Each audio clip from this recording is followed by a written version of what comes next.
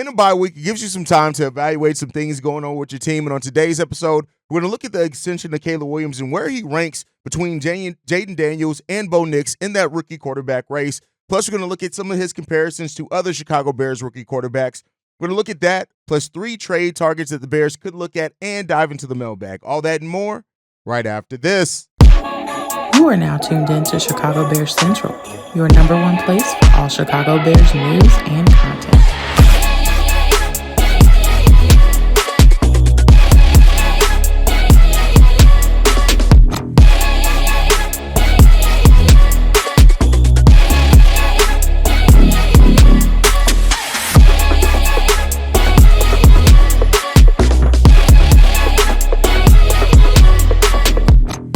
What's going on, Bears fans? Welcome to another episode of Chicago Bears Central, your number one spot for everything Chicago Bears related. I'm the host, Terry Hayes, but more importantly, you guys can follow the channel at Chi Bears Central on every social media platform we happen to be on. With that being said, let's go ahead and get into this content for today. I want to start off talking about Caleb Williams. Now, I know a lot's been made about Caleb and Caleb versus other quarterbacks, both former Bears and other players, but I think when the season started off, there are some much understood doubt around Caleb Williams and some understandable kind of reevaluation of the Bears' decision to move on from quarterbacks and where that related to where the Chicago Bears offense was at and where it looked at that time. And we look at it, Caleb Williams is seeing really good progression over the course of time, and his records are standing up with some of the other Chicago Bears quarterbacks, rookie quarterbacks. He's about to break a lot of those records. But, of course, a lot is also talked about where Caleb Williams is ranking amongst other rookie quarterbacks for the Chicago Bears, especially Jaden Daniels. When you look at, of course, you have the more pessimistic Bears fans and the knee-jerk Bear fans like, oh, my God, we made the wrong decision at quarterback again. And it's really all brought together by Caleb Williams' performance against the Jacksonville Jaguars. And when you look at this right now, it's his best performance yet, really by far. And I don't mean the number of yards or whatever else when you look at there. Here's some of the numbers to look at when it comes to Caleb Williams. When Caleb Williams had a clean pocket, he passed for 64%, 19 of 21 for 178 yards with an average of 8.5 yards per pass attempt, and then 3 touchdowns and 1 interception. When he was under pressure, he was under pressure 35% of the time. That last one, he was kept clean 64% of the time. Not a 64 completion percentage. There you go on that one. But when he was under pressure, which was 35% of the time in the game against the Jacksonville Jaguars, he was 4 of 8 for 48 yards and a 6 yards per pass attempt and 1 touchdown. When he wasn't blitzed at all, which was 82% of the time, he was 20 for 24 with 184 yards and 3 touchdowns and 1 interception. And when blitz, which was only 17% of the time, he went 3 of 5 for 42 yards with 1 touchdown as well. What does that mean? Caleb Williams found success no matter what the team was throwing at him. Now, he had some mistakes in there as well, but he found a way to be successful in all those different scenarios, whether kept clean, whether under pressure, whether blitz, whether not blitz.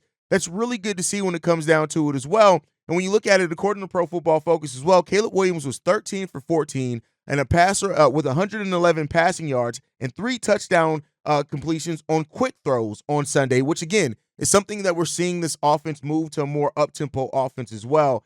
And Caleb Williams was 20 of 30 for 313 yards, 7 touchdowns, and 1 interception on targets beyond the first down marker. So, seems like he's getting better when it comes down to also passing down the field as well. So, listen, Caleb Williams is playing better, and that just is what it is. And when you look at him ranked, now this is a really good rookie quarterback class, of course, right? You look at New England with Drake May. He's taking over for Jacoby Brissett now. When it comes down to it, Spencer Rattler started for the New Orleans Saints as well because of an injury to Derek Carr. But we're taking them out of the consideration. When you look at Jaden Daniels and Bo Nix, Caleb Williams, this is Caleb Williams' ranks amongst those guys. He's first in completions with 130. He's first with attempts of 199. He's second with the completion percentage of 65.3. He's also second in total passing yards in 1,317. He's first in touchdown passes with 9, and he also has the second best QB rating of 88.7. When you look at this, Caleb Williams, despite all the conversations around Caleb Williams, he has more touchdown passes than Jaden Daniels, and he's only passed for 87 fewer yards when it comes to that. Now, Jaden Daniels does have 322 yards rushing, where Caleb Williams only has 169, but that's just because Caleb Williams is a quarterback that stays in that pocket. He tries to wait for that something to develop downfield, and he doesn't really look to make plays with his leg first.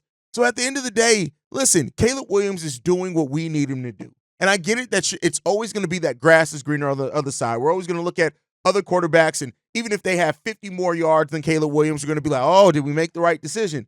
Caleb Williams is playing amazingly well right now. And when you look at it, Caleb Williams through the first 6 games of any rookie quarterback's career. This doesn't necessarily mean the first 6 starts. Some of that happened over multiple seasons, but the first 6 starts of their Caleb Williams leads in passing yards, passing touchdowns, and passer rating. That's it, right? And he's only 2 touchdowns away from breaking the Bears' rookie record of 11 touchdowns, which was set in 1942. That was before most of the people, I would say 99% of the people that are watching this show, that was before y'all were born. Caleb Williams is having a great rookie season for the Chicago Bears. And I get it that we can always look at the other side and things like that, but listen, he's having great success. And especially when you look at that quick throw as well, he's one of the 10 most pressured quarterbacks in the league, which means that those quick reads and being 13 of 14 on quick throws for 111 yards and 3 touchdowns, that's what you want to see in that situation for him as well. Caleb Williams is progressing at a great level. He's putting up numbers, and the next gen stats and analytics support that as well, right? The efficiency that he has right now is amazing, especially in those quick throws areas, and that's where the Chicago Bears need to kind of put him at, especially as the games are going to get tougher for the Chicago Bears. But let's talk about where Caleb Williams also ranks amongst other great quarterbacks through their first 6 starts, right? We looked at his rookie class, we looked at other Chicago Bears. Let's look around the league, right? So Caleb Williams right now, when you look at compared, of course, everybody's going to compare him to Patrick Mahomes. Patrick Mahomes, through his first 6 starts, went 135 of 212 for 63% pass completion percentage, 1,865 yards, 18 touchdowns, and 4 interceptions. Caleb Williams' numbers don't really come close to that. That's why Patrick Mahomes is generational. Caleb has been 130 for 199 for 65%. He's passed for 1,317 yards, 9 touchdowns, which is half than what Patrick Mahomes did, with also having about 500 less yards in that as well. And he has 1 more interception than what Patrick Mahomes does. But let's look at Josh Allen, for example. I think another one that people would agree is a pretty damn good quarterback, right? Not perfect, but a damn good quarterback. In his first 6 starts, he went 75 of 139 for a 53% completion percentage, 12% lower than what Caleb Williams has done so far, for 832 yards, a little under half of about 300 yards less than over half of what Caleb Williams did, 2 touchdowns and 5 interceptions. Let's look at Lamar Jackson in his first 6 starts. 78 for 134 for 935 yards, 5 touchdowns, 3 interceptions, completion percentage of 58.2. CJ Stroud, which everybody likes to bring up as well, while Caleb Williams is behind those numbers, he has a better completion percentage. CJ Stroud went 127 of 313 for 59.6%, 1,660 yards, 9 touchdowns, only 1 interception. I wish we could be talking about that with Caleb Williams as well. So again, he's starting to he's in that conversation. He has better stats than some in some areas. He has worse stats in some areas than some of the really good ones. Joe Burrow's another one that's comparative to Caleb Williams, with him 65% completion percentage, 1,617 yards, 6 touchdowns, 4 interceptions. Caleb Williams is ranking, even if you want to look at some of the other quarterbacks around the league, the fact of the matter is this: Caleb Williams stacks up with those guys. And again, in the framework of how he's been developing. Yes, he's not as good as some of those. And I'm not even saying that necessarily means he's going to be as good for his career. But for the people that are judging Caleb Williams harshly, are comparing it and looking to Jaden Daniels, looking to Justin Fields, or whatever else it is, realize that regardless of all that, take the comparisons out. We are seeing the best rookie season that we've ever seen for a Chicago Bears quarterback by far. And he still does measure up with some of the quarterbacks y'all want to compare him to. At the end of the day, Caleb is a rookie. He's having rookie mistakes. He's still on an imperfect team, especially with how that offense started off in the offensive line. But let's put some respect on Caleb Williams' name and realize Caleb Williams ain't done yet. And we're in a really good place with our quarterback. That's all I got to say about that. Now, with that said, I want to get into this article from Ryan Heckman. He had 3 players that the Bears can realistically acquire at the trade deadline. I want to hear from you guys on this one. Of course, I've talked about people like Brandon Sheriff, Wyatt Teller, players that the Bears could go after on that offensive line. This isn't all offensive line. He only has one offensive lineman on here. He has Daniel Brunskill, the interior offensive lineman with the Tennessee Titans. And, of course, this is something that a position that the Bears do need as well. Now, with Ryan Bates coming back, maybe it gives them another option of a player that can start up there if you need to, but he also adds some depth and some really good experience there. It depends on what you would have to. Now, all of these are frameworked around deals that the Bears can get without giving up day 1, day 2 picks, things like that. So look at that one. And the fact that Brunskill can play center and guard as well, that adds to that flexibility that we like to see on that offensive line for the Chicago Bears. He's has 768 snaps of experience as well for the Titans last season. And so he's another guy with the Titans being sellers. This is a guy that could be a low-cost option with some really high upside for the Chicago Bears to look at. And then next up, we got 2 edges on this list. Now, I know that offensive line is the bigger concern for the Bears. But as we had a voicemail that pointed out, I think yesterday, is that if the Bears are really trying to compete in this NFC North, they may have to get more pressure on the quarterback. So maybe edge is something that they look to acquire, especially if it's an easier position to acquire at. Now, I personally think Darrell Taylor, DeMarcus Walker, I think we need to use Austin Booker and Daniel Hardy a little bit more. I think we're fine for what we're getting. But listen, if we want to take our defense to that next level to be a NFC North champion type defense, maybe you need to go after it. So he has Azeez Ojulari on this list. Now, this is a guy I covered in the offseason as well, I think a little bit before the season started. This guy's a really good rotational player that could help the Bears for sure. He has 3 sacks so far, 5 quarterback pressures, and 4 QB hits so far in the season. But again, I look at this as a player at this point with that type of acquisition.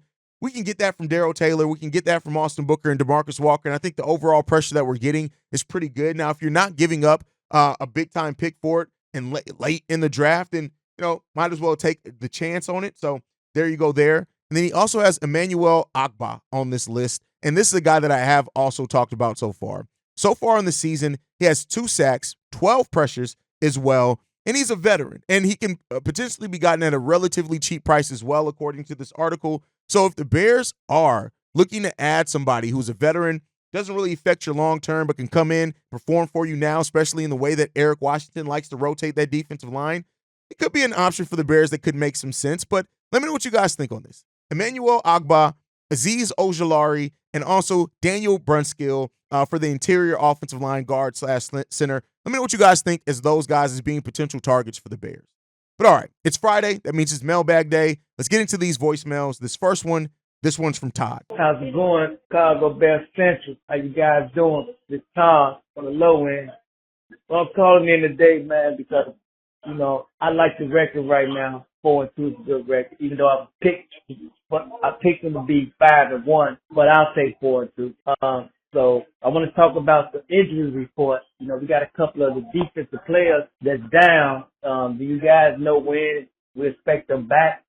Also, the offensive line is doing a great job. The scheme now for the blocking is really, really good for you, So, yeah, that's my question for y'all. When are the defensive players that was injured in the Packers game going to be back, and also the offensive line? That's all I have for today. Chicago up always and forever. Bear down, nigga. One of the defensive guys coming back, we don't know. Tyreek Stevenson, it seems like, and Jaquan Brisker, I think, seem like pretty safe bets to be back after the bye week. Kyler, I don't know. Matt Eberflus's comments on Kyler Gordon admittedly got me a little concerned. Now, that could just be me worrying where I don't need to. I want to be clear on that. But it does have me a little bit worried about that, Todd. I'm not going to lie to you, but we'll see how that goes. And I think getting those guys back, especially by week 11, is an important thing because, listen, we got battles up in front of us from week 11 basically to the rest of the season. Those last 8 games of the season are going to be tough for the Bears, and we need those guys back, I think. Now, as far as the offensive line, yeah, it's been really good lately. And I think they're trending in the right direction. And getting Ryan Bates back, if Ryan Poles does make a move on that offensive line, those are all things that can take this offensive line from being in the gutter where it started the season to being respectable at the end of the season and helping us go on that playoff push. So be on the lookout for that as well, I think. All right, let's get into this next voicemail. This one's from Brandon.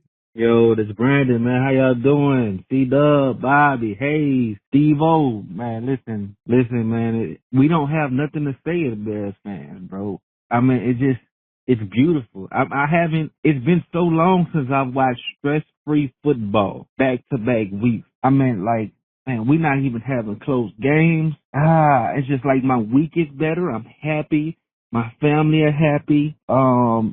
Food tastes better. Clothes getting washed and smelling better. It just everything just is going great, man. I don't. The flowers are blooming better. The chickens are roosting, whatever. Everything is just better, man. I'm happy, man. Caleb Williams is here, the savior. Listen, man, I'm excited about the future. Jesus.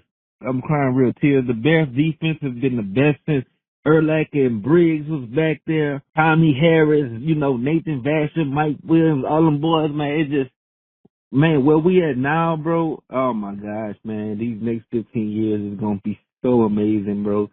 I have no complaints. No complaints. Dang, when we don't got no complaints, y'all probably barely getting calls. So it's just like, man, I just love the direction we're heading, man. And I can't wait for Jaden Daniels versus Killer Williams. Like, we're still playing tomorrow. But man, I'm excited, dog. This is basically a shout out, call. This is, y'all channel are great. Thanks for backing up. Thanks for staying true even through the first 3 weeks and supporting the Bears even through our rough patch. Man, amazing channel, amazing team. Bear down, bro. Bear down. Sounds like you had an amazing edible there, my boy. What were the milligrams on that? Was it about 500, 600, 1,000? What was, because you talking about the food tastes better, the grass it's fall. It's fall, my boy. Like the grass, it's fall. Like if you're still seeing, if the grass is greener and the leaves haven't started changing colors for you yet, you either high or you in purgatory. I don't need break glass in case of emergency, right? Is the grass in the room with us? Like that's the question. No, but all jokes aside, man. Here's the thing. Don't get all into it yet. The Bears have some big tests coming so far. And while, yes, it feels great that this Bears team is 4-2, the trajectory is looking up. The biggest test that the Bears have this season haven't even remotely started coming up yet. So it's good that we're getting that momentum and getting in that rhythm. But nothing's remotely close to being done yet, my boy. So I listen, I'm glad that you're happy. I'm glad for all the Bears fans. I'm happy too. Like, make no mistake about it. But like, just pumping the brakes a little bit before I get too excited, because we got some big tests coming up here. But let me know what you guys think on that down below. All right, let's get into this next voicemail. This one's from Fred. What up, Hayes? This your boy Fred, man. I hope everything's going good with you, man. You and yours, man, and the rest of the gang, man. Hey, I definitely like the new intro, though. You know what I'm saying? It caught me by surprise when I had tuned into the show. What was that? I think Sunday after the game or Monday. It definitely caught me off guard, though. I won't expect you to switch up the intro, but I like it. Hey, the only thing I can say, like, from the game, though, and only thing, like, with Caleb, like, he did good throwing 4 touchdown passes. I ain't mad at that, you know what I'm saying? Because that's a good thing that, he was passing and spreading the ball around. The only thing I can say that he needs to clean up, though, is that when he gets time from the O-line, minus Braxton Jones was getting his ass bull rush, is that he just got to get rid of that ball. I know he's the type of quarterback where he likes to sit in that pocket and he likes to pick apart the defense, but he got to understand, like, he don't have that luxury right now at the moment, not just yet, but we will have that luxury to where we got a good old line where he can stand in that pocket and he can pick things apart. That's the only thing I say on him with that, though. But other than that, it was a good win. They ran the ball with Swift, and the defense played their ass off, except giving up that touchdown. But, of course, that was the second unit that was in, though. But I just hope the Bears continue to doing what they're doing, continue to win, continue to ball like they have. Now they got Keenan rolling. Let's hope that we can get everybody rolling on that offense as far as, like, the running game, the passing game, especially with DJ Moore, with Keenan, and with Ron, and with Cole Kmet being involved as more as well, because we get all that clicking all at once, our offense is going to be potent as hell. And the defense is coming right behind swinging. You feel me? So And I hope the Bears do, make that trade and getting that guard from Jacksonville that you was talking about, Brandon Sheriff. I don't see nothing wrong with that because we got a guard on the bench, Nate Davis, who ain't worth a goddamn, who we waste money on. But it's a lesson learned from Ryan Poles from his signings, though. GMs, they're going to make mistakes. They ain't going to be perfect, but they're going to make mistakes. But at least he ain't make no mistake like Jerry Jones did signing Dak Prescott after that ass whooping they took from Detroit because, man, we could be in a situation like that, though. But other than that, everything is all good, man. I just want to call in, check in with you, man, and holler at you, man. And tell me what you think, how we going to look, what we going to do this week. Chicago up, bear down to nothing. Yeah, Fred, you're absolutely right. Caleb likes to stay in that pocket until he absolutely needs to run. That's just the type of quarterback he is. He looks to make plays with his arm first and his leg second. That just is what it is, right? And so, and not to compare him to anybody else, that's just who Caleb Williams is as a quarterback. And so I think that we're seeing him have that success and build that confidence. And, like I pointed out in the first segment with quick throws, things like that, that's what you want to do to continue to going in the right direction for the Chicago Bears. So let's hope that continues and he keeps making those plays. And the offense is really clicking now. The thing is let's get it to be a well-oiled machine by week 11, whether that means moves, whether that means Ryan Bates coming back healthy and solidifying that, players playing better, whatever that is. We need to be completely locked in before week 11 because those last 8 games, hopefully we can stay healthy over that time relative because it's always going to be something, right? Some little ding up or injuries or something like that. But we need to be healthy, we need to be locked in, and we need to be firing on all cylinders because after week 11, shit getting real. And as far as Brandon Sheriff, listen, I hope that they can bring him in, especially if it takes a day 3 pick. I think that's more than worth it. Yeah, the contract, whatever else, but I think that's more than worth it. And I think that's something the Bears should absolutely look to explore because it can really help us on that playoff run. And if they're telling us that's what this is about, we're here to make these playoffs and to make noise and to get the NFC North, that's the type of move you need to make, my boy. All right, let's go ahead and get into this last one, man. This one's from Vaughn. Yo, CBC, Chicago Bears Central, Cognac Boys, what's that word, man? It's your boy, Big Vaughn from the low end, checking in. And, man, it's a beautiful week. Victory Monday, even though I'm sitting there saying on a Tuesday, victory week. You know what I'm saying? The Bears went into London, and they took care of business. And the Chicago Bears is starting to do something that, is unusual to us, something that we haven't seen in a long time. Something that the fans as well as the media and the analysts has been clamoring for. The Chicago Bears are finally starting to, beat those teams we should be beating. Last year we struggled a lot with that. The teams we felt like we had their number, the teams we felt like we should be guaranteed beating them, the teams we felt like we were superior over, we couldn't get the job done. But this year, we taking them wins. The wins that the wins that you mark down on the calendar and you see the schedule and you circle that. We getting the wins out the way, man. So I'm proud of Chicago Bears. Absolutely proud of the offensive line. We got to get an offensive line. They flowers. Those guys have been jealous. And I read my last bag. I kind of alluded to this. And Hayes had like a little pushback. But I was saying we're going to have to make some drastic personnel changes on that line for us to get it going. Now, I think maybe that was taken out of context, but we did exactly what I thought we should do. We got Matt Pryor in at that right guard. Proud of Tevin Jenkins. Tevin Jenkins came and he played, he did his thing. Also, Doug Kramer running fullback. Those were the type of moves that I was talking about. Moves where we have our guys in-house. We have our problem solved in-house. Any problem we got on the line, we got that fixed already. We got that in-house. I like the depth we got. And we doing our thing. The defense, come on, man. They playing lights out. I ain't got too much to say about them boys. They balling. We were short-handed on the secondary, but them boys stepped up. We got Jalen Jones, them and all them boys. You got to remember, them boys been with us 2-3 years. They in that Matt Eberflus system. They know how this goes. Shout out to Elijah Hicks, held it down. He been in this system for a couple years. Not to mention, he's a pole guy, if I'm not mistaken. I believe he's a pole guy. I believe it was one of the guys they first drafted, if I'm not mistaken. Correct me if I'm wrong, but, man, we gelling, we clicking on all cylinders, and I'm telling you, the sky's the limit for us. I'm looking at the schedule, and I'm looking like, we could possibly beat the 49ers. We should possibly put the belt on the Detroit Lions. They missed Aiden Hudson, a guy who's account for 8 sacks. It's looking pretty good besides the Vikings. We know the Vikings.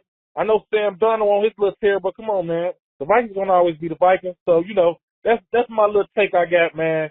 As Yeah, internal movement is key. I think that's a big key for the Chicago Bears team. When you left that initial voicemail, I thought that you meant by like acquisitions. But yeah, if you're talking about big changes to be needed and be made, I wouldn't even say those are big changes. Those are just changes, right? Yeah, bringing in Matt Pryor instead of Nate Davis was definitely a change, and it was a good decision because you need it. But like, yeah, most of the development is going to be internal. So I agree with it. Now, I won't say that we have all the fixes in house, right? Because I mean, you just got a certain talent level. We need some things that we don't have on this team. So that's why Ryan Poles is going to be surveying and looking over what's available at the trade deadline. But yeah, we're definitely improving, and we're doing it through players that were already on this team, which means if we add a little bit, take us to the next level. And that next man up mentality, man, of this team has been special really the last few years. And so we've always had people that step up, but we do need to get everybody back healthy because, well, we don't need to. I mean, but I want everybody to be back healthy because we got battles coming up. And you want your soldiers on the field when you're battling. And we need those soldiers because, listen, we trying to get to the place of coming out of the North, man. At least making a playoff, a wild card appearance. We need that. We need that. All right, let's get into this last voicemail. This one's from Tonio. Hey, it's Bobby C. Dub, the kid, Steve-O. Tonio calling in from Georgia. And after, the first 6 weeks, I watched, the Caleb unbiasedly, objectively through every game. I try to put as much, it's the guy's coming in and replace Justin. I put all that to the side, and I watched the game each week, wanting the team to win. There's no, I want him to lose so we can, I know Justin that's it. It is what it is. Cool. I didn't compare Justin to Caleb, what they were doing. I watched them unbiasedly. And from that the first 6 games, I think there's always room to grow, of course. Nobody's going to be perfect. Excuse me. I think the pros that I saw from Caleb that I did like were that he's learning the offense. He's not trying to force what he did in college every play like he did, week 1 and then I think that was week 2 of the preseason game when he kind of, he's like I know everybody calls him like a magician. It's kind of like watching a gazelle getting chased by a lion. It's like, it's graceful and it's like, ooh, makes him cut, makes him miss, but he's not going to do that he's not going to do what Justin did and take off and run for the first. But then at the same time, it's like, okay, cool. It's a different aspect. It's almost like looking at an opposite version of Justin, which, like I said, sometimes maybe we need to look at the pros and cons of actually having a quarterback who is more throw first priority as opposed to having to use his athleticism to make plays happen. And then I saw that he's learning to trust his playmakers. He's getting everybody the ball. They're working his space. He's playing within the structure of the offense. Granted, there probably was not as much structure given that Shane wasn't doing a scripted or a first 15. Don't know why. Hey, but even then, it was just to see that there's development each week. I like that. Some cons, it kind of still goes back to who he is. Everybody has to be that hero. I don't want to say have to be, but you got to play hero ball at times. Sometimes it's to a detriment. I saw a couple of clips. I know it's not a lot, but Rome, it's almost like he knows when Caleb's ready to leak out. But yeah, I think people who are criticizing Caleb Williams because of their like of Fields, like I get it to a degree, but at some point you just got to realize the Bears decided to move on. That's the situation. They moved on. They made the decision. Bitching, whining, complaining, moaning, everything is not going to bring Justin Fields back. Caleb is now our quarterback. And I hope that he's winning people over with the way that he's developing over this. And I just went over the stats. Like, Caleb Williams is already the best rookie quarterback we've ever had. It just is what it is. He's basically already that. Now, you want to see the wins. Kyle Orton had more wins at 10, so you definitely want to see that, right? But Caleb Williams is playing great. He's growing at a great rate. He's developing at a great rate. Caleb Williams is Caleb, and Justin Fields is Justin. And I hope they both have great careers, but Caleb Williams is our quarterback, and anybody who's our quarterback for the Chicago Bears, that's who I'm going to root for. I'm going to, like, you guys know, we were here saying that the Bears should have considered keeping Justin, but they made a decision. They moved on. We moved on. Caleb Williams is our quarterback, and he's a damn good quarterback, and his trajectory is going great as well. Let's let this man turn into who he's going to turn into without constantly worrying and comparing him to who left or who's not here anymore. Caleb Williams is Caleb Williams. And we're going to see what that means for the Chicago Bears for the now and for the long run. And that's the important thing. But all right, guys, thank you so much for tuning in. Make sure you guys are following the show at Chi Bears Central. You can send us any feedback, questions, comments, concerns. ChicagoBearsCentral@gmail.com. Lastly, if you want to leave a text message and our voicemail for the mailbag, the number to do so, 773-242-9336. We are the number one spot for everything Chicago Bears related, but that's thanks to you guys. And like I like to end every episode on, Chi-Town up, but bear down. Love you guys. Peace, y'all. This has been a presentation of the Break Media.